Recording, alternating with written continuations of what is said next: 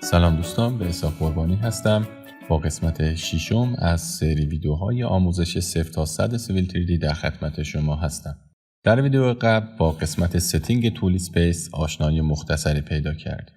همینطور که در ویدیو قبل هم گفتم، زیاد نخواستم اونجا توضیحات اضافی بدم در مورد این تنظیمات، چون بهتره که حین کار با پروژه و حین کار با یه آبجکتی به صورت عملی با اینها کار کنیم تا تغییراتی که اینجا برای هر تنظیمات ایجاد میکنیم رو به عینه در دراوینگمون ببینیم.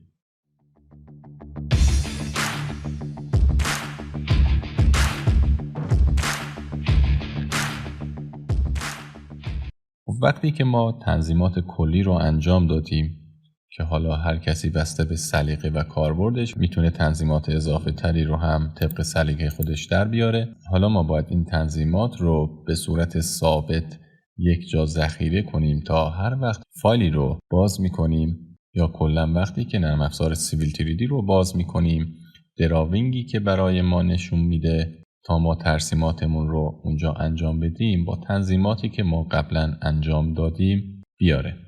خب فرضاً این فایلی هست که من قبلا همه تنظیمات رو روش انجام دادم، حالا میخوایم ذخیرش کنیم. برای این کار در این منو گزینه سیو از رو بزنید. در اینجا در قسمت فایل آف تایپ حتما فرمت DWT رو انتخاب کنید. همینطور که میبینید نرم افزار به صورت اتوماتیک به پوشه تمپلیت برنامه رفته تا ما این تمپلیت خودمون رو اینجا ذخیره بکنیم. مثلا من اسمشو میذارم تست و ذخیره میکنم. اینجا هم توضیحاتی در مورد این تمپلیتمون میتونیم بنویسیم و اوکی رو بزنید. حالا با تایپ OP در قسمت کامند لاین یا همون آپشن دستور آپشن رو فعال کنید. در پنجره‌ای که اینجا باز میشه در تب اول یعنی فایلز بیاید قسمت تمپلیت ستینگز و زیر مجموعه این گزینه رو باز کنید. همینطور که میبینید این آدرس تمپلیت ماست. ما میتونیم با زدن گزینه براوز تمپلیت خودمون رو که قبلا ذخیره کردیم انتخاب کنیم و اوپن رو بزنیم. حالا با زدن دکمه اوکی این تمپلیتی که خودمون ایجاد کردیم به برنامه معرفی شده و ما هر وقت نیو رو بزنیم دراوینگی که برای ما باز خواهد کرد با تنظیماتی خواهد بود که خودمون قبلا به دراوینگ اعمال کردیم. همچنین برای انتخاب تمپلیت های دیگه میتونید از این قسمت گزینه نیو رو بزنید. میبینید که باز همون پوشه تمپلیت ها رو برامون آورده و ما میتونیم تمپلیت ها دیگر رو در صورت نیاز انتخاب کنیم. منتها به صورت پیش‌فرض همون تمپلیتی که در مرحله قبل معرفی کردیم باز خواهد شد، یعنی با زدن این گزینه. و یا وقتی که نرم افزار کلا بسته است و ما سیویل 3D رو برای اولین بار باز میکنیم باز همون تمپلیتی که در قسمت آپشن بهش معرفی کردیم رو باز خواهد کرد.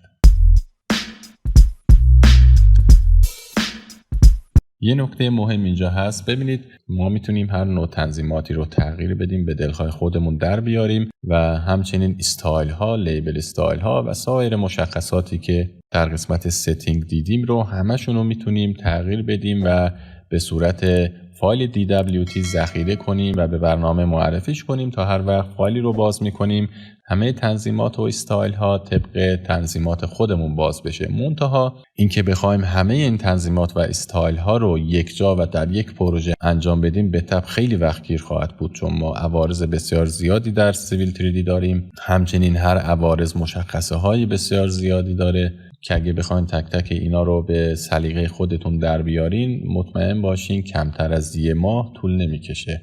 بنابراین توصیه من اینه که شما هر پروژه ای رو که کار میکنید تنظیمات مورد نیاز اون پروژه رو فقط انجام بدین، استایل های مورد نیاز برای اون کار رو بسازید یا ویرایش کنید و به صورت DWT ذخیره کنید و هر بار که احساس کردید استایلی به دراوینگتون اضافه کردید یا تنظیمات مهمی رو تغییر دادید میتونید اون موقع دوباره از این فایلی که کامل تر شده یه خروجی DWT دیگه بگیرید و اون فایل رو به برنامه معرفی بکنید. با این کار میبینید که در طول زمان این فایل DWT شما کامل تر میشه و تقریبا همه عوارض و تنظیمات و استایل هایی که درش هست طبق خواسته شما خواهد بود.